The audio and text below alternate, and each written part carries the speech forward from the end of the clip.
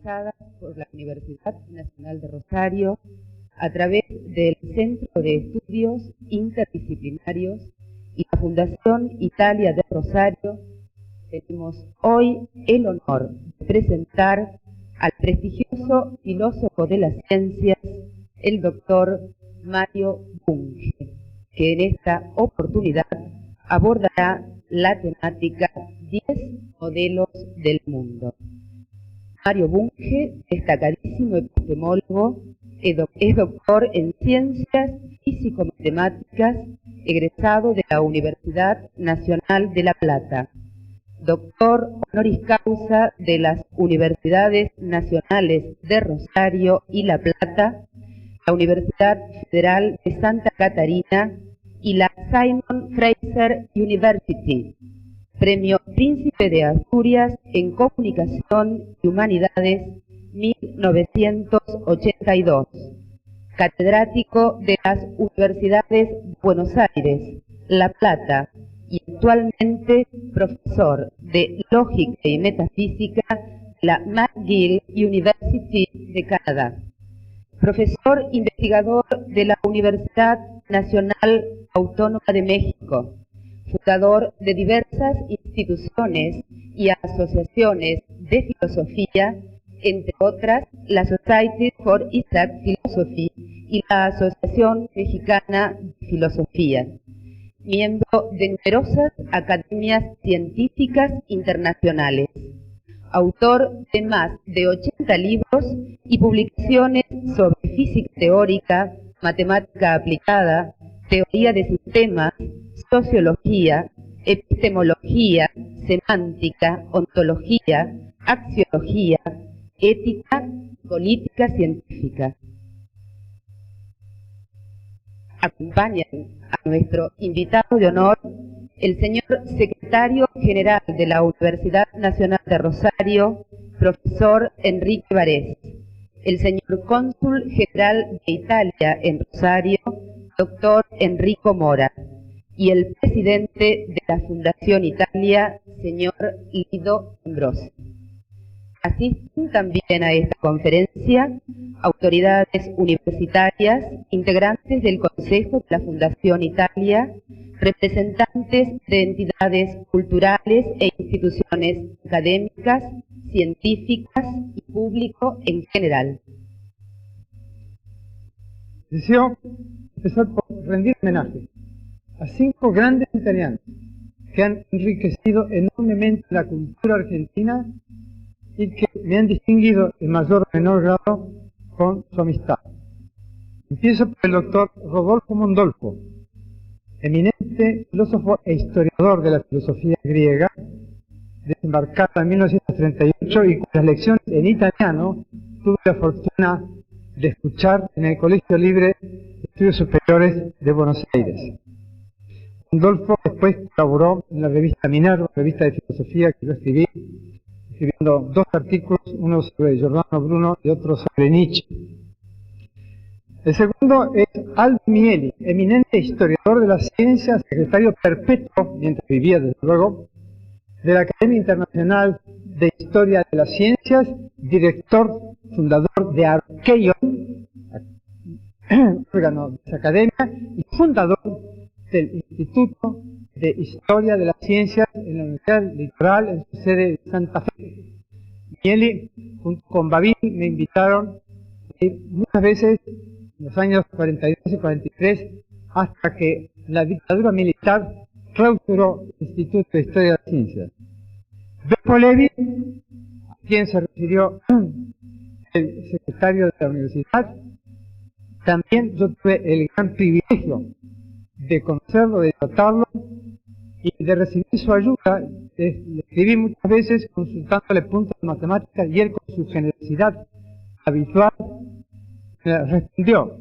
Dicho sea de paso, hace muy poco me enteré de que Beppo Levi fue el inventor de un axioma muy famoso en teoría de conjuntos, el axioma de elección.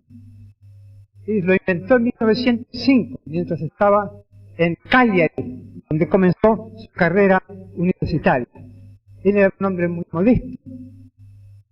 Y Nunca, en vida de él, nunca supimos eso. Yo como físico interactué muchas veces con él porque él nos criticaba a los físicos nuestra falta de rigor, y con toda razón.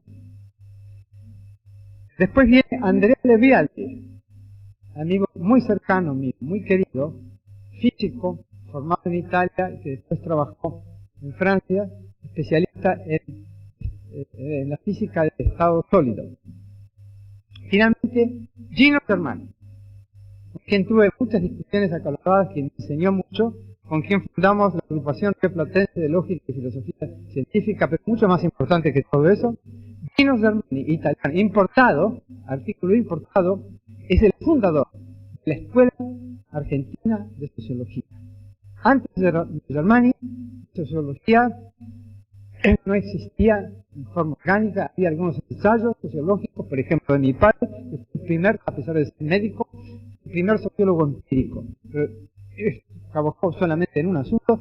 Germani no solamente estudió sistemáticamente la sociedad argentina, sino que formó a partir de la nada, formó una escuela que alcanzó nivel internacional y que por supuesto fue destruida. Por supuesto. A todos ellos estoy enormemente agradecido. Cuando me dicen que la inmigración italiana fue formada solamente por campesinos, les digo, no señor. Entre los inmigrantes italianos, a diferencia de la mayor parte de los inmigrantes españoles, entre los inmigrantes italianos había artesanos que nos enseñaron a los criollos a manejar las manos, que nos enseñaron a formar empresas, e intelectuales como Mondolfo, Mieli, Levi, Levialdi y Germani. Y más atrás todavía, ¿quién fue el primer físico de Argentina? El primer profesor de física de Argentina. Enseñó física en la Universidad de Buenos Aires en los años 20 y 30, bajo la dictadura de Rosas. ¿Ustedes sabían eso? Mossotti. Mossotti fue un físico muy distinguido. Fue el autor de la primera teoría de los dieléctricos. Vino acá, no sé cómo diablos vino a parar a Buenos Aires. El hecho es que, cumplidos unos años, que no alcanzó a formar a nadie, no había nadie que se dejaba formar, volvió a Italia y asumió una cátedra muy importante, no sé si en la Universidad de Torino o en Milano, no me acuerdo. En todo caso, encontré hace poco el nombre de Mossotti releyendo el famoso Treatise de Maxwell, donde se refiere muy respetuosamente a Mossotti. Desconocemos a veces a la gente que construyó este país. ¿Por qué? Porque la historia que nos enseña o nos enseñaba en la escuela era historia de batallas, historia militar, no historia de constructores. Bueno, pasemos ahora a un tema un poco menos conflictivo y más amplio. Quisiera examinar muy brevemente 5 modelos o paradigmas del universo o del mundo. Se pueden resumir de la siguiente manera. El mundo visto como un gran animal, el mundo visto como una escalera, como una nube, como un río, como un reloj, como un libro, como un campo de batalla, como un templo, como un casino. Me explicaré. La palabra cosmología en su sentido más amplio designa una concepción del mundo natural y del mundo social. Una cosmología es una visión sinóptica del cosmos, no solamente de la naturaleza, sino también de la gente, de la sociedad. En otras palabras, una cosmología es una ontología. Una cosmología puede ser tosca o refinada, puede ser detallada o esquemática, puede ser clara o confusa, puede ser mágica o naturalista, puede ser religiosa o secular, puede ser espiritualista, materialista o dualista. Hay cosmologías para todos los gustos. Una cosmología puede ser ordinaria o puede orientarse por la ciencia. Puede ser estéril o puede tener valor heurístico, puede sugerir ideas. Más aún, las cosmologías no son de propiedad privada de los filósofos y de los teólogos. Todo ser humano tiene alguna visión del mundo, una visión más o menos clara, más o menos amplia, casi siempre tácita antes que explícita. Y los teólogos nos aseguran que todos los animales forman una representación o modelo del ambiente que los rodea en forma inmediata. A diferencia de eso, nosotros abarcamos todo lo que podemos, todo el universo. La diferencia entre las cosmologías o visiones del mundo, o modelos del mundo, imaginadas por los intelectuales, y las cosmologías que imaginan o que adoptan los no intelectuales, es que las primeras, las formadas, las construidas explícitamente por los intelectuales, son más explícitas y por lo tanto es más fácil someterlas a análisis, a crítica y a corrección. Hay muchas clases de cosmología, pero toda cosmología razonablemente amplia debía responder a preguntas tales como: ¿existe Dios? Si existe, ¿se mezcla en el mundo o lo deja estar? ¿El universo tuvo un origen y tendrá un fin? ¿O bien es eterno? ¿De qué está hecho el cosmos? ¿Qué son el espacio y el tiempo? ¿Qué son la causalidad y el azar? ¿Qué es la vida? ¿Qué es la mente? ¿Qué es un ser humano? ¿Qué es la sociedad? ¿Qué mantiene juntas las cosas? ¿Qué es lo que descompone a los sistemas, las cosas complejas? Toda cosmología satisface funciones conceptuales y funciones prácticas. La función conceptual de una cosmología es la de proveer un marco general en el que quepan todo hecho y toda idea. Es decir, de proveer una totalidad en que cada cosa y cada idea tenga su lugar.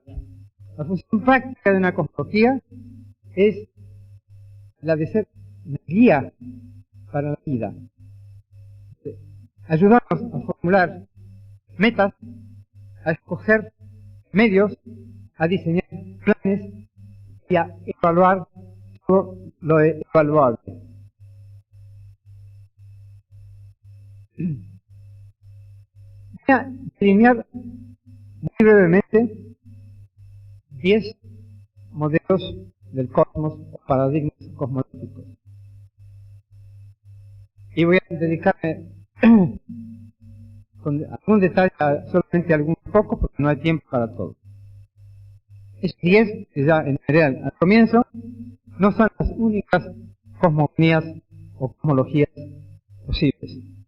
Pero en todo caso, esas 10 son las que voy a examinar muy brevemente esta noche.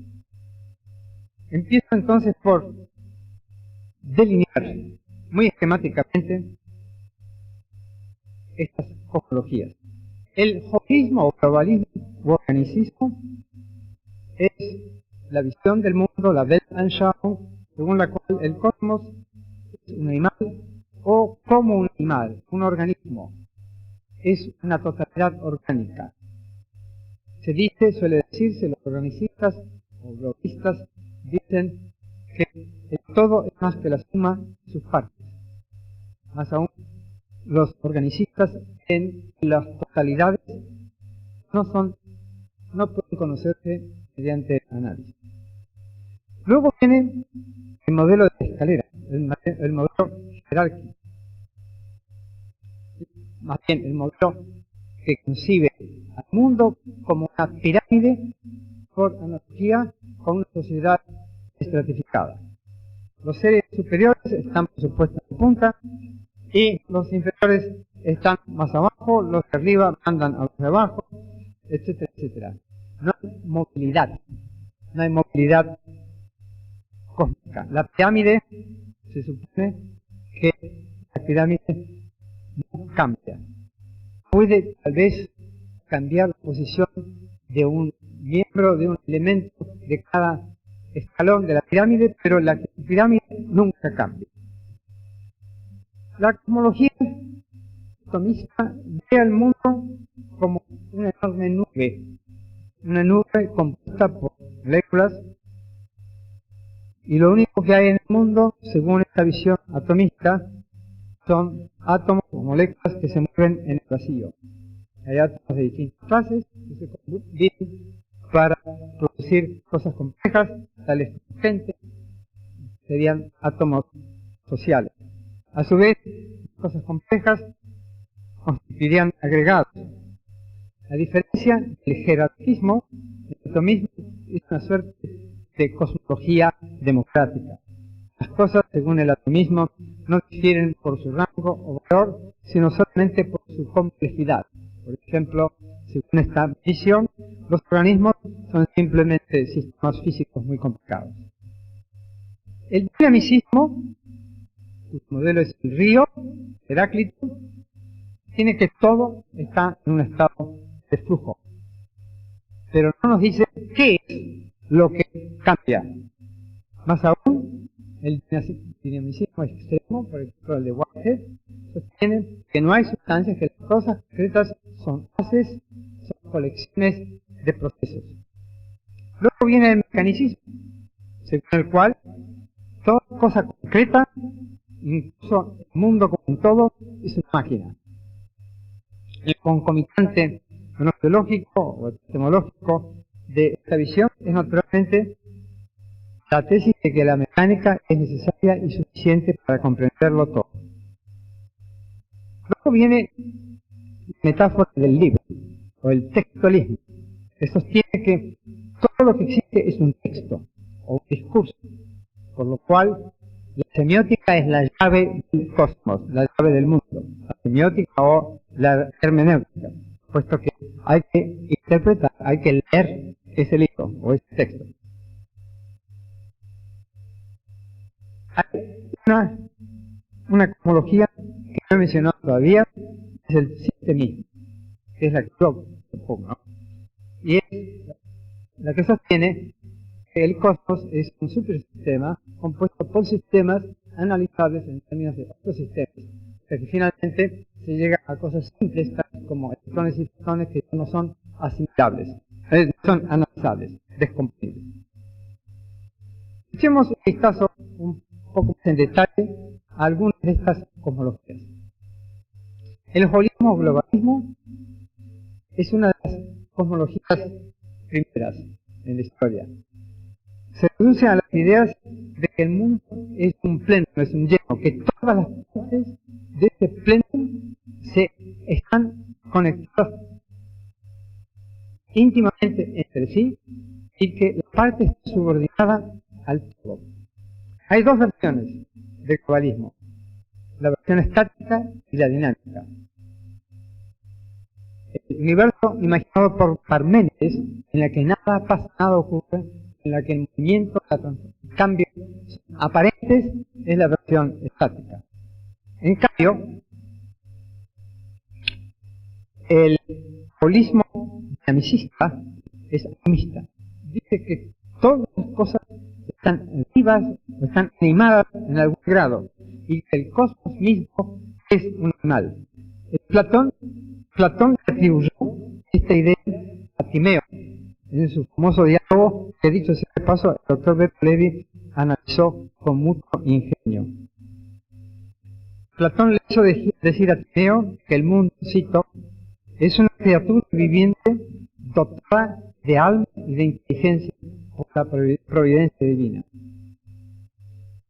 Desde luego, esta idea es mucho más vieja. Se la encuentra en muchas cosmogonías primitivas y arcaicas. Sin embargo, el animismo es solamente una de las versiones del globalismo. Pensadores tan diversos como los estoicos, Pascal, Goethe, Hegel y Marx fueron globalistas o holistas, aunque no animistas. Estos pensadores subrayaron la interconexión, Zusammenhang de todas las cosas y la subordinación de la parte al todo, pero no fueron animistas. Hoy día, el holismo o globalismo extremo tiene pocos defensores. Se encuentra, cuando se los encuentra, solamente entre algunos estudiosos de lo social. Por ejemplo, todavía se puede hablar acerca de las memorias colectivas y de la voluntad del pueblo. El holismo está incluso vivo entre algunos pseudo-individualistas metodológicos, quienes, tales incluso como Popper, Winch o Hayek, quienes, pese a sostener que son individualistas radicales, meten de contrabando totalidades que no analizan, tales como el mercado y la situación, que no analizan en términos de acciones individuales.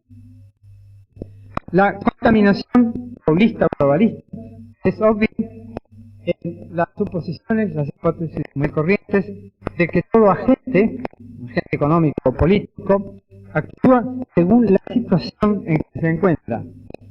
Que dos agentes sociales interactúan a través del mercado en lugar de interactuar directamente, cara a cara. Este tipo de holismo lo llamo individualismo, en lugar de individualismo. Es simbiosis del individualismo y del holismo, disfrazada de individualismo. El concomitante gnoseológico del holismo es el intuicionismo, según el cual podemos aprender, podemos entender el todo solo como tal, y no mediante la razón y la experiencia, sino mediante la intuición. Una idea intuitiva y válida detrás de esta actitud obscurantista es que la disección mata, de manera tal que un examen de los componentes aislados, por ejemplo, de las partes de un organismo, puede enseñarnos mucho acerca de la totalidad. Necesitamos saber cómo se combinan esas partes para tener alguna idea acerca de todo. Según el holismo, un todo es más que la suma de sus partes. Esta oración es imprecisa y por consiguiente ha sido ridiculizada por muchos filósofos analistas. Sin embargo, su significado me parece claro. Significa simplemente que una totalidad, un sistema, tiene propiedades que carecen de sus partes. Eso es todo. Las propiedades emergentes o sistémicas son las que caracterizan a un sistema como todo. Ejemplos físicos obvios de propiedades emergentes son el centro de masa, densidad, temperatura y la conductividad del cuerpo. No son propiedades de los átomos que lo componen, son propiedades totales. Ejemplos biológicos. La vida empieza y termina en el celular. Y las actividades de evolución son poblaciones que son incluidas las comunidades de los ecosistemas y no los organismos individuales. Ejemplos sociales. La organización de una fábrica, la estabilidad de un gobierno, la historia de una nación. Todos estos son entre sucesos que son concebibles en individuos, en términos de individuos. La ciencia moderna, tanto la natural como la relacionista, lo mismo. Emplea esas opciones de totalidad de emergencia. Y en ese sentido ha reivindicado pero no ha reivindicado la tesis de que la totalidad termina a la par. Más bien, la tesis se encuentra tanto en la Aristóteles como en Hegel. Más bien, interacciones de las partes son lo que determina las propiedades de la totalidad. La componente más útil del holismo es su posición antianalítica, porque el análisis, tanto conceptual como empírico, es inherente al medio, a todas las categorías, sin hablar de matemáticas. Más aún, solamente analizando la totalidad y la manera en que se combinan o interactúan sus componentes, podemos llegar a explicar qué es lo que mantiene unido a un todo, y qué es lo que puede producir la disgregación de ese todo. Piénsese en la química, piénsese en la sociología. Pasemos ahora al jerarquismo, cuya metáfora es la escalera cósmica. El cosmos ha sido visto a la imagen de una sociedad estratificada, como una escalera de los seres inferiores a los superiores. Este modelo es una suerte de concepción evolucionista invertida, porque supone que la escalera es estática y supone que todo comienza por arriba y no por abajo. Esta cosmología fue muy popular durante toda la Edad Media. Se la encuentra ya en la superchería de Dionisio el pseudo areopagita, neoplatónico. 9 siglos después reaparece en la Divina Comedia del Dante. La idea de la escala nature, de la escala de la naturaleza, fue fructífera en el siglo XVIII. Fue una precursora de la biología evolucionista. Inspiró en el siglo XVIII las especulaciones evolucionistas de Buffon y de Bonnet, grandes naturalistas. Y más tarde fue transformada en las ideas actuales acerca de la división del mundo en niveles: físico, químico, biológico, social. Otra de las cosmologías es la que toma como metáfora la nube cósmica. Según el atomismo griego antiguo y el atomismo indio, o hindú si ustedes prefieren, antiguo, el mundo es una colección de átomos o de combinaciones de átomos que se mueven en el vacío. Creo que el atomismo fue la primera cosmovisión naturalista y no antropomórfica, un comienzo de cosmología o cosmovisión científica. Fue también la cosmología más amplia y la más racional. Pretendía entenderlo todo, analizándolo todo en términos de componentes, fuesen físicos, químicos, biológicos o sociales. Naturalmente que el atomismo antiguo, tanto el griego como el indio, fueron cualitativos y totalmente especulativos. Pero, gracias a que la gente no se olvidó del atomismo antiguo, sino que lo resucitó en el siglo XVII y más aún en el siglo XVIII, el atomismo se transformó en una teoría científica gracias a la obra de Dalton, inglés, Avogadro, siciliano, Cannizzaro, siciliano también, Boltzmann, alemán. La ciencia es internacional. Pero no fue sino a comienzos de nuestro siglo que la hipótesis atómica fue puesta a prueba experimentalmente y confirmada y fue desarrollada en teorías matemáticas, de forma matemática. Pero esta fue una especie de victoria pírrica, porque se encontró que los átomos son divisibles. Más aún, se encontró que los átomos se unen entre sí o tienen estabilidad gracias a ciertos campos eléctricos y de otro tipo. Nuestra visión actual acerca de los ladrillos del universo es algo diferente de la visión que dio el atomismo antiguo. En efecto, según la física cuántica, las llamadas partículas elementales no son bolitas, sino entes bastante difusos. Más aún, interactúan a través de campos, y los campos no son corpusculares. Además, el vacío absoluto no existe. Se puede hacer el vacío en una cámara, en un cierto recinto, pero es vacío de materia corpuscular. Siempre quedan los campos. E incluso si se apaga completamente la luz, queda un campo electromagnético básico que fluctúa. Es decir, el espacio totalmente vacío nunca está vacío. Tiene propiedades físicas. El viejo principio de la plenitud de Aristóteles, el plenum, ha sido entonces reivindicado por la física moderna, tanto como lo ha sido el atomismo. En algunos aspectos, nuestra visión del universo físico es una especie de síntesis del atomismo, que no le gustaba a Aristóteles, con el aristotelismo. Síntesis que ya había prefigurado Descartes a comienzos del siglo XVII.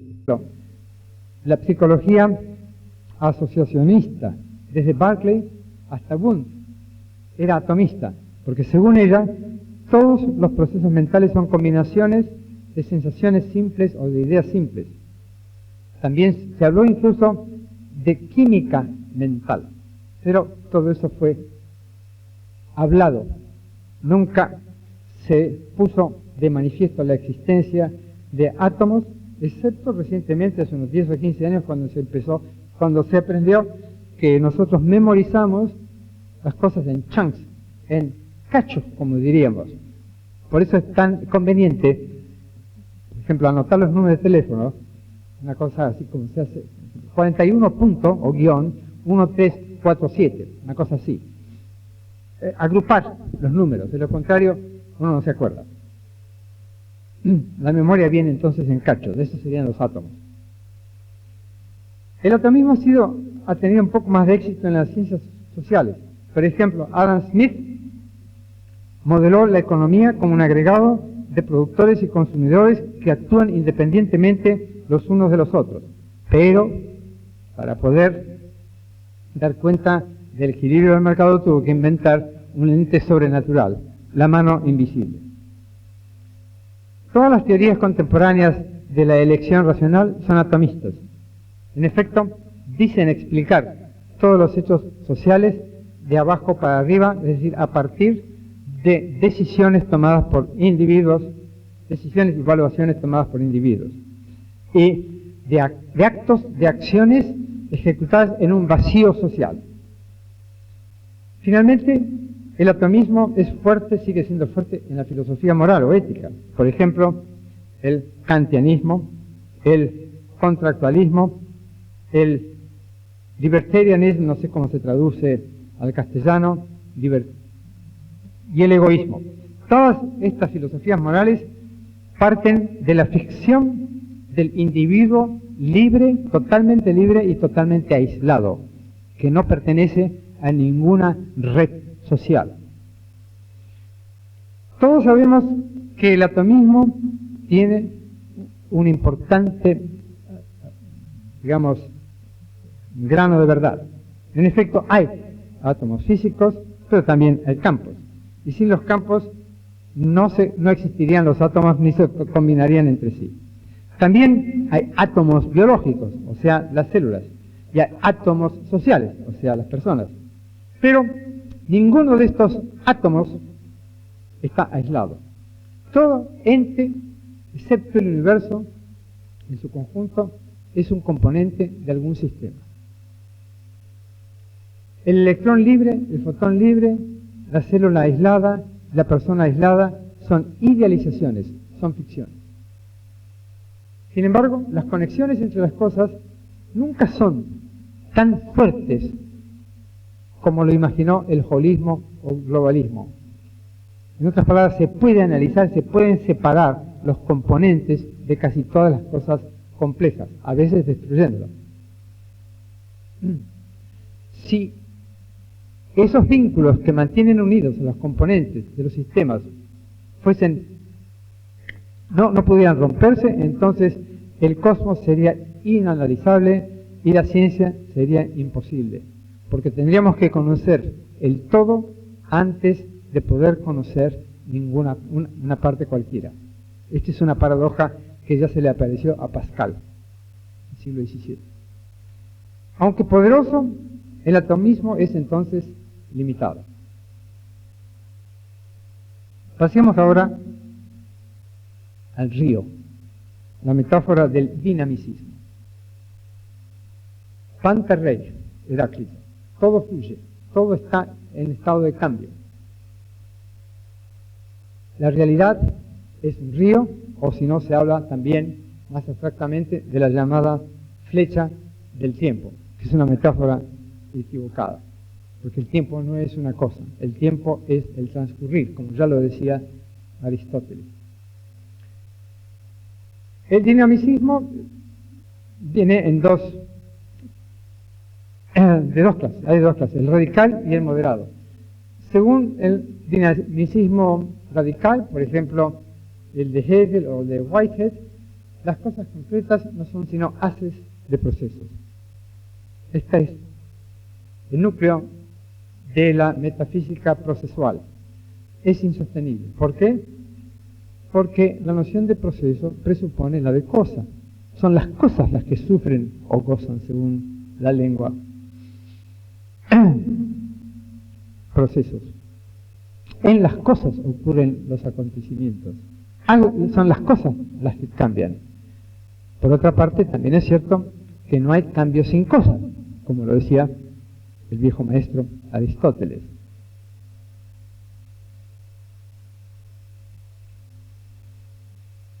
La versión moderada del dinamicismo es inevitable. En efecto, todas las ciencias fácticas, las ciencias de la realidad, estudian cosas cambiables. Y las técnicas diseñan alteraciones en cosas existentes o diseñan cosas totalmente nuevas. Entre esas cosas figuran no solamente máquinas, sino también organizaciones sociales, tales como empresas o departamentos estatales. En resumen, el universo es en efecto como un río, pero un río con agua. No importa solamente el flujo, importa también la cosa de que está hecha, aquello que fluye. Pasemos ahora al reloj cósmico. La revolución científica del siglo XVII introdujo la metáfora del mundo, del universo, como un gigantesco reloj. Por consiguiente, la cosmología mecanicista igualó a la ciencia con la mecánica. El autor de esta hipótesis tan audaz fue Descartes. El mecanicismo fue la primera visión del mundo moderna. Generalizó la ciencia más avanzada de su tiempo, que era la mecánica, y orientó a los investigadores a explorar las propiedades mecánicas de todas las cosas visibles, empezando por el cuerpo humano. Por fin se entendió, por ejemplo, la función, el papel de los músculos. El cuerpo humano fue considerado como una máquina complicada cuyo motor era el corazón. Es interesante que también el mecanicismo viene en dos versiones. En este caso, la versión secular y la religiosa. El mecanicismo secular sostiene que el cosmos es un mecanismo autorregulador y que existe por sí mismo. Un reloj eterno que se da cuerda a sí mismo. En cambio, el mecanicismo religioso supone un relojero que no solamente ha armado el reloj, sino que además de tanto en tanto lo repara, porque hay pérdida de energía mecánica. Una parte de ella se transforma en calor. Descartes no sabía acerca de la disipación de la energía, entonces su relojero se jubiló. Una vez que construyó el universo, se retiró, no sé si a Florida o a Rosario. En todo caso, no necesitaba un relojero para reparar el reloj. No así Newton. Newton tuvo el problema, justamente vio el problema de que la energía se iba degradando, o, hablando de otra manera, que el impulso total iba disminuyendo. De modo que para mantener en funcionamiento a esa máquina celeste necesitaba un Dios. El mecanicismo estimuló una creatividad científica y técnica prodigiosa desde el comienzo hasta mediados del siglo pasado. A partir de 1850, con la invención de la física de campos electromagnéticos gravitatorios, empezó a declinar. También empezó a declinar gracias al enorme auge de la química y de la biología. Se vio que el universo era mucho más complejo de lo que se había creído, el que incluso el nivel físico era irreductible a la mecánica, que había más en el nivel físico que lo que podía explicar la mecánica. Se necesitaba la termodinámica, se necesitaba la teoría de la gravitación, se necesitaba el electromagnetismo, etcétera, etcétera. Hacia fines del siglo pasado, el mecanicismo estaba casi muerto. Ahora entendemos que la mecánica no es sino uno de los capítulos de la física. También nos damos cuenta de que es imposible comprender bien la mecánica sin el electromagnetismo, etcétera, etcétera. En todo caso, pasó ya la época del mecanicismo, que tuvo una fuerza, una potencia heurística enorme, pero tuvo su limitación. Y eso pasa con todas las ideas científicas. Las ideas científicas crecen, surgen, se expanden, hasta que llega un momento que se ve que tiene alguna limitación, entonces es preciso superar esa limitación inventando nuevas ideas, etc. Paso ahora al Liber Mundi, a la metáfora según la cual el mundo es un libro. Es la tesis del textualismo. El mundo sería un texto infinito. Totus in verba. Todo está en la palabra. Ahora bien, considerar el mundo como un libro o como una biblioteca parecería una pesadilla de un bibliotecario, digna de Lewis Carroll, Anatole France, Karel Čapek, Italo Calvino o Jorge Luis Borges. Sin embargo, esta pesadilla está implícita en Heidegger, así como en la filosofía hermenéutica contemporánea, en el desconstruccionismo e incluso en las escuelas de la antropología y la sociología que han buscado inspiración en esas filosofías. En efecto, recuérdese la famosa frase de Heidegger: Im Wort, in der Sprache werden und sind erst die Dinge. Muy difícil traducir. Solamente en la palabra, en el lenguaje, se devienen y son las cosas. Muy difícil traducir incluso al alemán. Su secuaz, como se dice en italiano, Jacques Derrida, le hace eco. Su secuaz dice: "Il n'y a rien hors le texte", no existe nada, fuera del texto no existe nada. Lo que es una visión de la persona que no hace otra cosa que manejar papeles, naturalmente.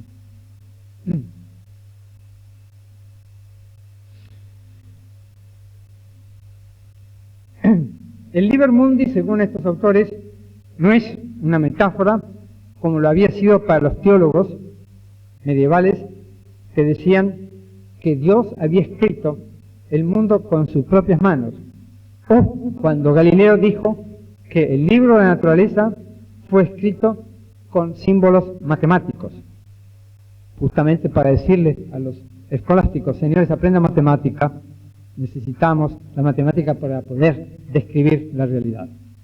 Los hermenéuticos toman el textualismo literalmente, no metafóricamente. El textualismo es posiblemente la versión más absurda, más dogmática, más estéril de todas las formas de idealismo. Por eso es la más fácil de refutar.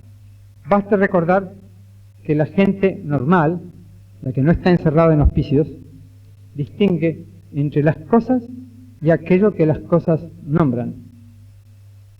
Baste recordar que los átomos, los sapos, las sociedades, etc., carecen de propiedades sintácticas, semánticas y fonológicas.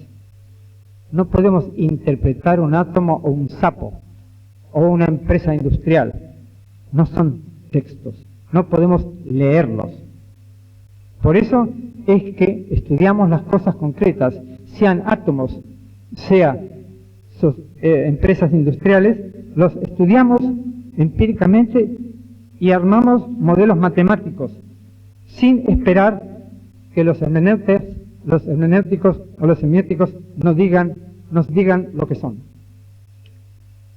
Naturalmente, que los científicos y los técnicos exponen y discuten sus problemas y sus hallazgos, pero sus discursos se refieren casi siempre a cosas extralingüísticas, no a entes lingüísticos, no a textos. Por ejemplo, uno conjetura y pone a prueba ecuaciones de movimiento de los cuerpos o de la proporción de los campos, no ecuaciones de movimiento de las palabras.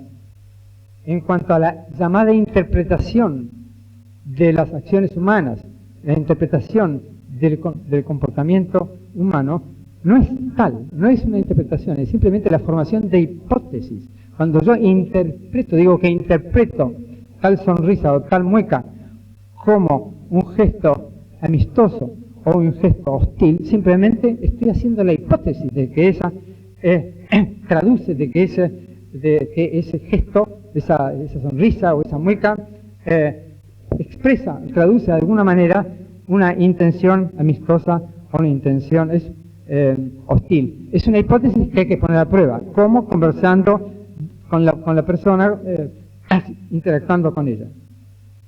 Ni siquiera nuestras ideas acerca de las cosas pueden identificarse con las palabras o las frases que las representan. En particular, las teorías científicas no son textos, discursos o juegos lingüísticos.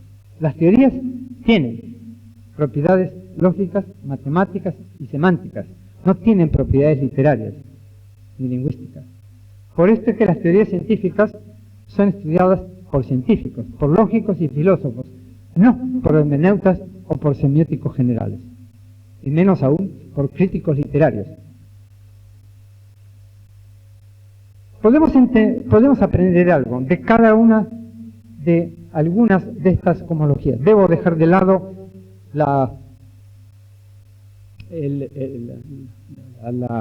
el símil del campo de batalla, o la cosmología agonística o dialéctica, el símil del casino, o sea, el probabilismo, según el cual todo es azar, nada es causación, y también el símil según el cual el universo es un templo dedicado a la adoración de la divinidad. Tenemos que abreviar. Podemos entender algo, podemos aprender algo, quiero decir, acerca de casi todas estas cosmologías, excepto la textualista. Del holismo aprendemos las tesis de la interconexión universal de todas las cosas y de la emergencia de propiedades nuevas a medida que se construyen o autoconstruyen los sistemas correspondientes, y la desaparición de esas propiedades emergentes cuando se descomponen esos sistemas. Pero no podemos admitir la tendencia del prejuicio antianalítico y macro-reduccionista del globalismo, porque va contra el espíritu de la ciencia. Del jerarquismo aprendemos que el cosmos, lejos de ser chato, planta baja, tiene una estructura en niveles, que las cosas están agrupadas en niveles de organización. Podemos distinguir por lo menos 4, que ya mencioné: el físico, el químico, el biológico y el social. Aceptamos esta scala naturae, pero invertimos la relación de dependencia. En efecto, admitimos el principio evolucionista de que lo más complejo se formó a partir de lo más simple, que los niveles superiores emergieron en un proceso evolutivo a partir de los niveles inferiores. Más precisamente, postulamos que un sistema en cualquier nivel tiene componentes que pertenecen a niveles inferiores. Por ejemplo, un sistema social tal como una familia o una universidad está compuesto por individuos que pertenecen a nivel biológico. Del atomismo aprendemos que el cosmos está compuesto de subsistemas, cada uno de los cuales está compuesto de cosas menores. También aprendemos del atomismo que las cosas se combinan entre sí para formar objetos más complejos. Y por consiguiente, a fin de entender algo, debemos analizarlo en sus componentes. Pero no basta conocer la composición de una cosa para entender. Hay que conocer también cómo interactúan sus componentes y en qué ambiente se mueven. Cuál es el entorno en que están. Si combinamos el atomismo con las tesis holistas o globalistas acerca de las propiedades emergentes y la tesis jerarquista acerca de los niveles. También agregamos la noción de campo a la noción de átomo, combinando así el atomismo con el plenismo. Y al nivel social agregamos colas o cementos no físicos, tales como las relaciones biológicas y las relaciones sociales. Además, creemos que el análisis o la microreducción debe ser completado por la síntesis o la macroreducción. Esto es así porque el análisis nos muestra solamente la composición de los sistemas, mientras que la síntesis nos muestra su estructura. Por ejemplo, podemos averiguar cómo es una escuela si estudiamos a sus estudiantes y profesores, pero no entendemos qué hacen esas personas en la escuela a menos que recordemos que son miembros de una escuela y no de un ejército. Esas mismas personas puestas en un ejército van a desempeñar papeles diferentes. Es decir, que el estudio del individuo no basta. Hay que saber a qué sistema pertenece el individuo. Del dinamicismo aprendemos que todas las cosas concretas son cambiables, que todo está en flujo. Más aún, agregamos que la mutabilidad puede usarse para definir la materialidad. Es decir, podemos definir un objeto como concreto material diciendo que es un objeto capaz de cambiar. No tiene por qué estar cambiando en ese momento, un objeto capaz de cambiar. Pero eso no basta. ¿Cambiar cómo? ¿Cambiar arbitrariamente? No. Agregamos el principio de legalidad, el principio según el cual todo acontece según leyes. Y en el caso social, también según normas o pautas de conducta inventadas e impuestas por nosotros mismos. Del mecanicismo entendemos que para entender una cosa no basta describirla. Es preciso encontrar su mecanismo. Hay que abrir el reloj para saber cómo funciona. El mecanismo no tiene por qué ser mecánico, puede ser químico, puede ser biológico, puede ser social.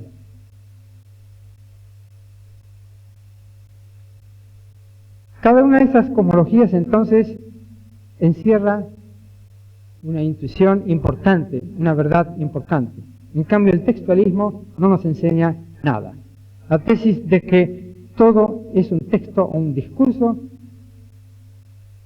no es solamente equivocada, sino que es insana. Lejos de ayudarnos a explorar y entender el mundo, la tesis textualista nos distrae, nos invita a abandonar el laboratorio y el campo y a encerrarnos en una biblioteca. La cosmología sistémica es una especie de síntesis entonces de algunas de las cosmologías que he descrito. Concibe el cosmos o la totalidad de todo lo que existe como un supersistema compuesto por sistemas cambiables y concibe también nuestro conocimiento del sistema como un supersistema, el sistema de los conocimientos humanos, de los datos, de las hipótesis, de las teorías, de los métodos. Más concretamente, postula que toda cosa concreta y toda idea es un sistema o bien un componente de algún sistema. ¿Cuáles son las consecuencias gnoseológicas o cuál es la contraparte gnoseológica de la ontología sistémica o de la cosmología o cosmovisión sistémica? Anotaré solamente dos consecuencias gnoseológicas. Una es que la reducción, aunque necesaria, es insuficiente. La otra es que todos los campos de investigación científica, tecnológica y humanística e incluso artística están unidos de alguna manera. O sea, la cultura válida, la cultura moderna, dejando de lado las pseudociencias, las pseudofilosofías, las pseudotécnicas, forma un sistema. Si algo no forma parte de ese sistema, ese es un indicador de que es pseudo, de que no es legítimo, que no es auténtico. Entonces tenemos el sistema de las cosas y el sistema de las ideas. Tenemos dos sistemas y el uno se pretende que represente al otro. De esta manera se consigue la unidad de la ciencia, no reduciendo todas las ciencias a una, por ejemplo la física, sino relacionándolas entre sí. Por ejemplo, no se puede reducir la sociología a la psicología, ni se puede reducir la psicología a la química, pero sí, el psicólogo científico tendrá en cuenta el efecto que tienen, por ejemplo, los psicofármacos sobre los procesos mentales. El psicólogo científico no habla de un alma inmaterial, sino de procesos cerebrales, etc. En todo caso, considera el psicólogo científico, en particular el que hace psicología fisiológica, estudia los subsistemas del cerebro. Sabe que una célula aislada no tiene funciones mentales, pero las funciones mentales aparecen recién como una propiedad emergente de grupos de células, de sistemas de células, algunos de ellos compuestos de miles de millones de neuronas. Tampoco basta el conocimiento del sistema nervioso para saber cómo pensamos, porque el sistema nervioso está íntimamente vinculado al sistema endocrino y al sistema inmune. Sabemos la importancia que tiene la variación de concentración de diversas hormonas sobre los procesos afectivos, los procesos emocionales. Sabemos la importancia enorme que tiene nuestra visión acerca de nuestro estado de salud sobre el sistema inmune. Sabemos que una persona optimista, aunque sea absurdamente optimista, aunque no tenga fundamento su optimismo, vive más, se enferma menos que una persona pesimista, que un hipocondríaco. El hipocondríaco termina por enfermarse verdaderamente, realmente. Sabemos entonces, en otras palabras, que para entender una parte cualquiera del cuerpo humano es preciso estudiar no solamente esa parte, sino también sus relaciones con el resto. Formamos cada uno de nosotros un sistema y cada uno de nosotros es parte de un sistema social, el que a su vez es parte de un supersistema social, y todo esto es parte, desde luego, del cosmos, que es un gran supersistema de todo lo que existe. Eso es todo.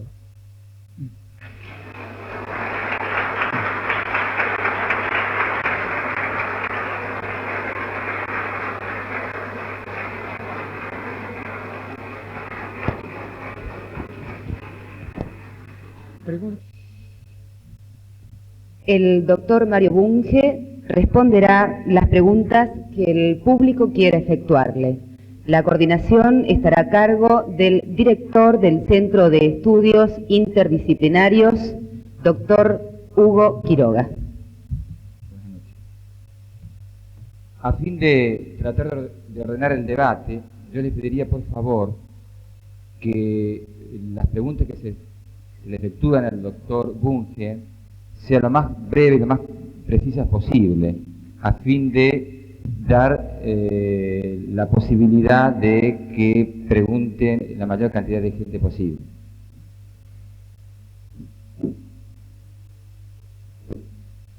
Un micrófono, por favor. Quiero saber si sigue opinando igual que sobre el psicoanálisis que en su libro Ciencia e Ideología.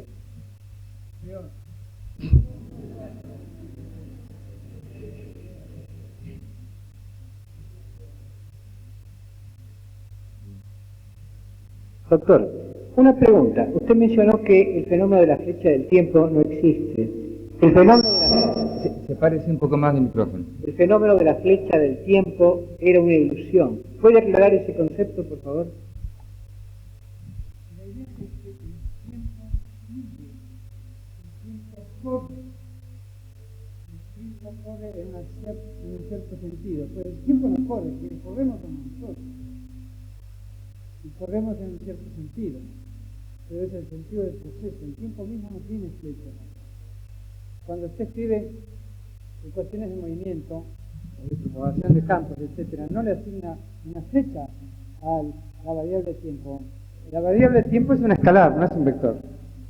Es una metáfora equivocada y es una manera de decir que los procesos macroscópicos o macrotípicos son irreversibles.